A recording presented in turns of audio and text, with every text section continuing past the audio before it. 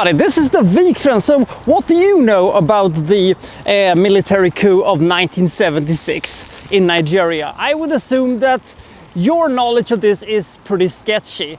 That's why this movie exists, I think, to shine some light on this event.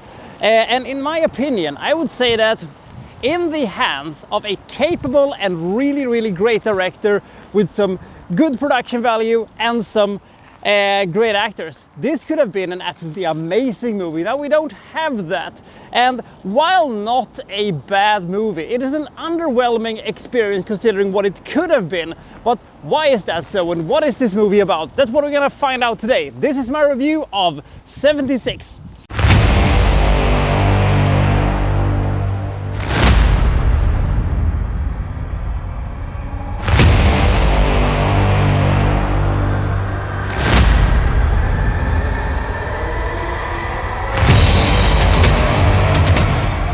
Dewa is an army captain working on a base in Nigeria. He has a sort of kind of fiance and a baby on the way, but there is a lot of stress in his life because, you know, her family doesn't really like him that much because they are of different ethnic groups or tribes or something like that. And, you know, her ungrateful brother and father come sometimes to complain and bitch and moan and stuff like that, but he's trying to do his captain duties to the best of his abilities. One day he gets a visit from an old-time friend who, you know, takes him out for some drinks and some company, and he informs him that he's a part of a group that is going to overthrow the government in a military coup. This is to save Nigeria from the threat of communism.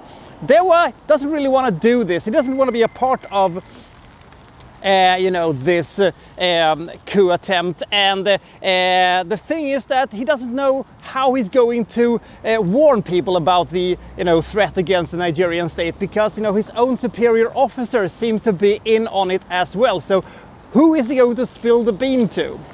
Now, the problem is that when he, you know, fights back against their idea of including him into their little group, they're threatening, you know, to expose him, that he was, you know, a vital part of this thing and that he's actually one of the masterminds behind this coup. So how is he going to be able to fix this? Is he going to be able to stop the coup?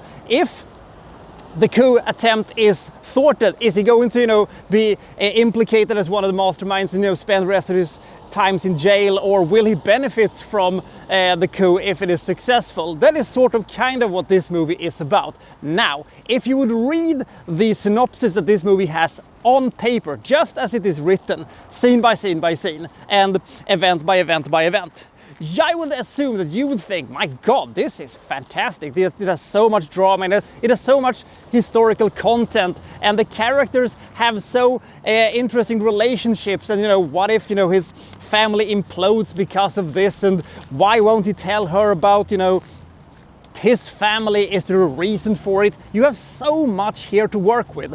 Unfortunately, as I said in my intro, the movie has a little bit of a problem because the acting isn't very good, the direction isn't very good either, and the production value is quite bad. This is cable access level of production value.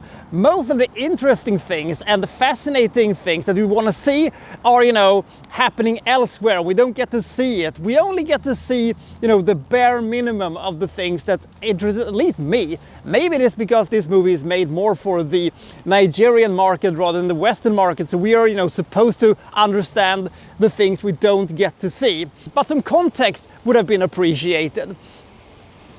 There are moments in this movie that could have been so fascinating, especially when it comes to the, you know, status of his military identification card, which is actually the thing that will, you know, make or break this entire story. That's a great thing. That's almost a MacGuffin levels of thing that is such a small little detail, but can be blown up to such enormous proportions that you can make a fantastic movie about it. But the tension is not there, and because of the acting not being the greatest thing I've ever seen, it doesn't quite work out as they wanted to. Now, if you are a person who knows about, you know, the story and you're more familiar with it, I think that you might have a great time with this movie. Now, I haven't seen that many Nigerian movies in my day, so I cannot say if this is one of the good ones or the bad ones, or if it is kind of in between. But so far, this is one of the middle ones I've seen, in my opinion. I don't necessarily recommend people to see this, but I don't tell them to avoid it either, because the story is so strong that if you can look past the lackluster acting, the rather ramshackled production value, the lackluster cinematography and the sketchy direction, you can probably see a very good movie in here somewhere. So maybe this is a good movie, but I just can't look past some of the hurdles that this movie couldn't quite clear. For instance, there is one sequence in this movie where we have a scuffling that goes on in a dark room, and one of the characters says, "What happened?" And the answer to that is, "I don't know what happened. I still don't know what happened in that sequence." It's just a little example of some of the problems that this movie has.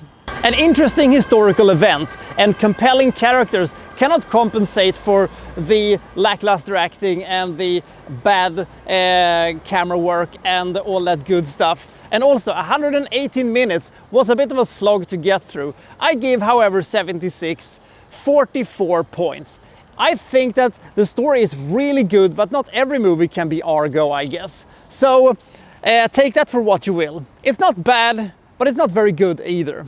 So have you seen 76? What do you think about it? What is your favorite Nigerian movie of all time? Comment below, and I'll see you next time from Well So and So Reviewing. Well, such and such. Thank you for watching. Thank you very much.